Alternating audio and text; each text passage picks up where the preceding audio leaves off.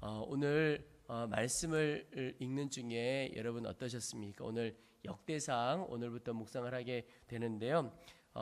생명의 삶에 보면 1장 1절부터 우리 4장 43절까지 계속 이름만 쫙 나옵니다. 그래서 짧은 구간도 아니고 아주 긴 구절인데요. 말씀만 계속 나오는데 당황스러울 수 있습니다. 그러나 여러분 성경 곳곳에 그 어느 한 절도 하나님의 은혜가 새겨져 있는 곳이 없다는 것을 아시고 다 새겨져 있음을 알고 믿음으로 잘 바라볼 수 있게 되기를 축복합니다. 가끔 뉴스에서 볼 때 이런 뉴스를 들은 적이 있으실 것입니다. 아주 어린 시절에 여러 사정으로 인해서 해외에 입양되었다가 그가 자라고 난 이후에 내 부모님이 누구신가, 또 나의 고향은 어디 곳인가 라고 하는 궁금함 때문에 말도 잘 통하지 않지만 부모님을 찾아온 이야기, 그런 청년들의 이야기를 들을 때가 있습니다. 참 눈물을 쏟아내게 되는데요. 여러분, 그들이 왜 자신의 삶의 터전에 잘 살고 있으면서 다시 그 부모님을 찾아올까? 나의 뿌리를 알고 싶기 때문이죠. 내가 도대체 누구인가 그것을 알고 싶기 때문에 그렇습니다. 사람은 누구나 가족을 기억하고 찾아가려고 합니다. 내가 누군가를 알고 싶어 하기 때문에 그렇죠. 어제 뉴스를 보니까 이산가족 상봉이 아주 수년 만에 오랜만에 이루어졌다는 것을 듣게 되었습니다.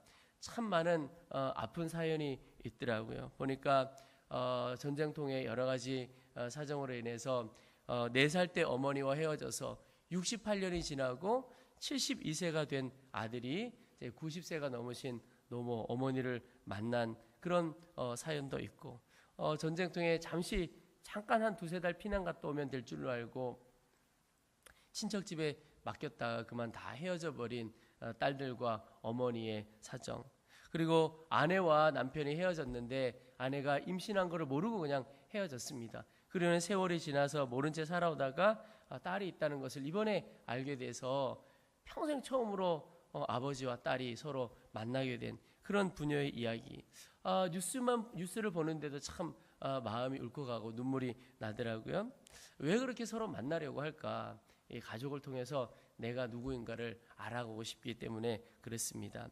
오늘부터 역대상 말씀을 묵상해 가고 있는데 오늘 생명의 삶의 본문에 보면 1장 1절부터 4장 43절까지 굉장히 긴 구절인데 오늘 읽기는 4장 1절부터 10절까지만 일부만 읽었습니다.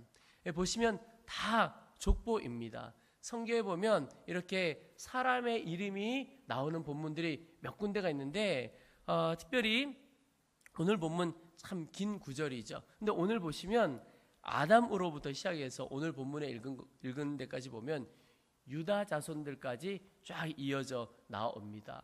도대체 이 역대상을 시작하는데 왜 처음에 이렇게 그 이스라엘 백성들의 조상의 이름들, 족보들을 쫙 적어 놓았을까? 유대 민족이 나라가 망하고 포로로 잡혀가게 됩니다. 그리고 70년이라는 세월이 흘러서 고국으로 다시 돌아오게 됩니다. 그런데 70년이 흘러 다시 이 고향 땅으로 돌아와 보니까 그 고향 땅이 황폐하기 이를 데 없는 겁니다. 다 그냥 황폐한 땅이 되어버렸습니다. 근데 바로 그때 쓰여졌던 성경이 바로 이 역대기 성경입니다. 그러면서 그때 제일 먼저 그들이 기록하고 읽었던 것이 바로 아담으로부터 이스라엘 민족이 그들이 있기까지의 이름들을 쫙 적어 놓은 겁니다. 이유가 도대체 우리 민족은 누구인가? 사람들이 가족들을 찾아서 내가 누구인가를 알려고 했던 것처럼 이스라엘 백성들이 이 황폐한 땅은 도대체 어떤 곳이며 우리는 왜 이렇게 살아왔나? 우리는 도대체 누구인가? 우리 민족이 누구인가? 그것을 알고 싶어서 그것을 서로 깨닫고 서로 붙들려고 이렇게 기록해 왔다는 것입니다. 결국은 이 역대기의 수많은 사람들의 이름을 통해서 우리 민족은 누구이고 또 이 땅은 어떤 땅인가? 우리가 결국은 하나님의 자녀이고 이 황폐한 땅은 사실은 하나님께서 허락하신 젖과 꿀이 흐르는 그런 땅이었구나 라고 하는 것을 깨닫기 위함이었던 것입니다. 여러분, 우리가 누구인 것을 아는 것, 중요한 것이 성도에게 있어서는요, 우리가 누구인가를 아는 것은 결국은 어디까지 이르느냐? 하나님은 도대체 누구시냐? 거기까지 흘러가게 됩니다. 오늘 역대기 아담에서부터 쭉 나오는데요, 창세기의 요약판이라고 할 수가 있습니다. 그래서 나와 하나님과의 관계까지 이르러 가도록 이름을 하나씩 하나씩 적은 것입니다. 여러분, 내 자신이 하나님의 자녀이고 이 땅이 하나님께서 우리에게 약속해 주신 그 약속의 땅이라고 하는 것을 분명하게 깨닫게 될 때 그 황폐한 땅에서 이 이스라엘 백성들이 다시 일어설 수 있는 힘이 그들 가운데 있게 되는 겁니다. 아, 하나님께서 나의 아버지가 되시고 나는 그의 자녀이구나. 여러분, 우리의 존재가 어떤 존재인가를 아는 것, 이게 우리의 삶에 얼마나 큰 능력이 되는지 모릅니다. 하나님께서 우리의 아버지가 되신다는 사실, 여러분, 이 사실로부터 어떤 것들이 나옵니까? 그 하나님 아버지께서 나를 위해 모든 것을 주셨구나. 당신의 아들까지도 우리에게 내어주셨구나. 그래서 환경과 처지 때문에 우리가 낙심할 것이 아니라는 겁니다. 이스라엘 백성들이 황폐한 땅에 왔지만 환경을 보면 야, 이거 다시 돌아가야 되는 것 아닌가, 이런 마음이 들지 모르지만, 그러나 우리는 하나님의 자녀고 하나님의 우리 아버지시고 이 땅이 하나님이 약속하신 그 거룩한 땅이구나. 이것이 그 땅에서 다시 시작할 수 있는 힘이 되는 겁니다. 여러분, 오늘 우리도 우리의 환경과 처지만 바라보지 않게 되기를 축복합니다. 하나님이 나에게 누구시냐, 나는 도대체 누구고 하나님은 내게 어떤 분이시냐, 이것을 꼭 붙드시기를 바랍니다. 하나님은 모든 것을 우리에게 주셨는데 모든 것을 우리에게 주신 그 하나님께서 오늘 내가 살아가는 환경과 처지가 어떠하든 우리를 다시 놀랍게 회복시켜 주실 것입니다.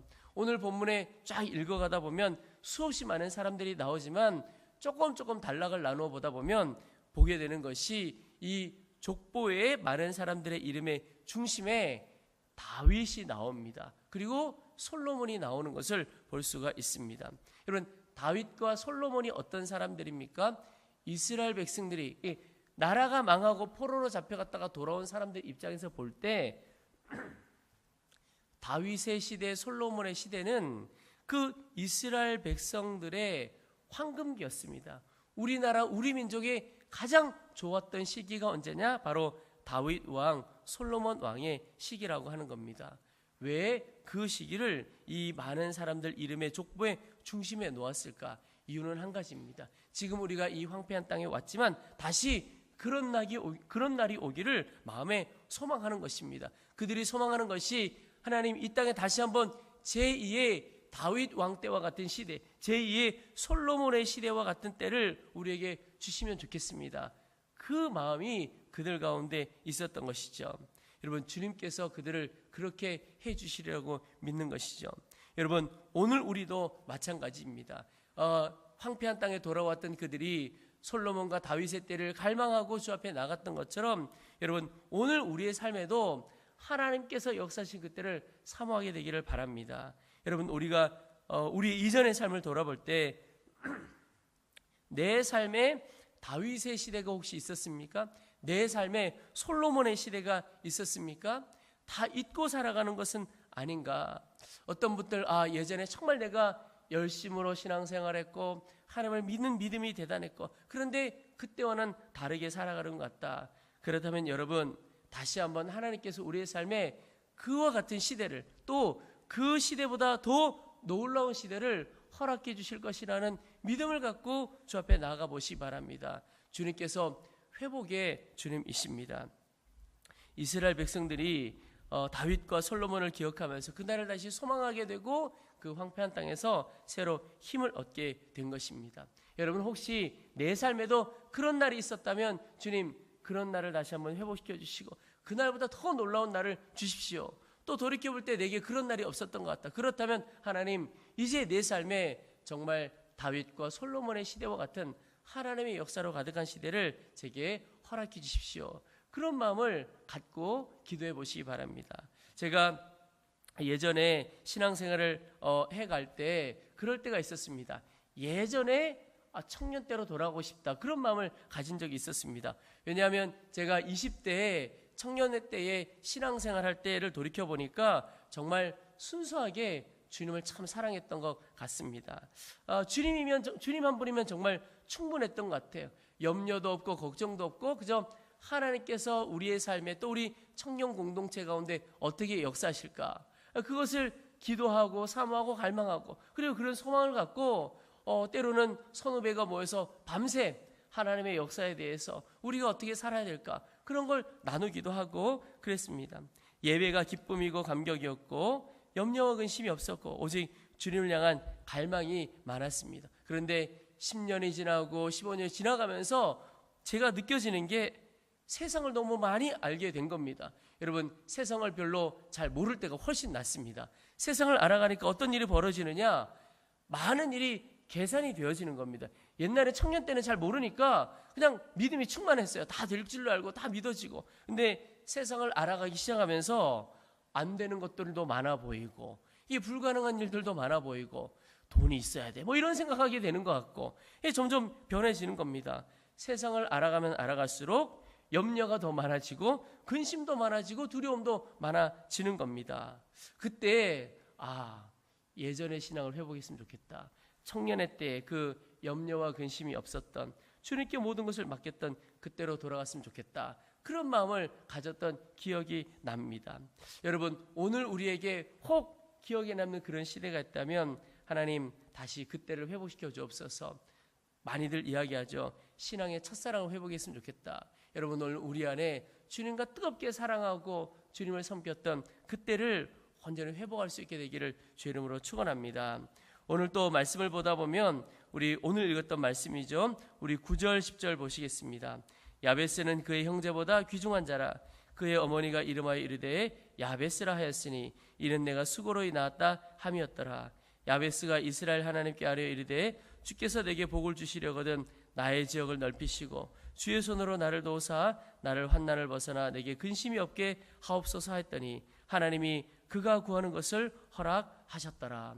여러분, 족보 다른 사람들은요 그냥 이름 누구의 자손은 누구누구고 누구의 자손은 누구누구고 그러다가 난데없이 갑자기 야베스라고 하는 사람이 툭 튀어나오게 됩니다. 그런데 이스라엘 백성들이 그 다른 사람들의 이름만 쭉 열거하다가 갑자기 야베스라고 하는 사람의 탄생에 대해서 태어나는 것에 대해서 이야기하고 그의 기도에 대해서 이야기를 하는 이유가 무엇일까요?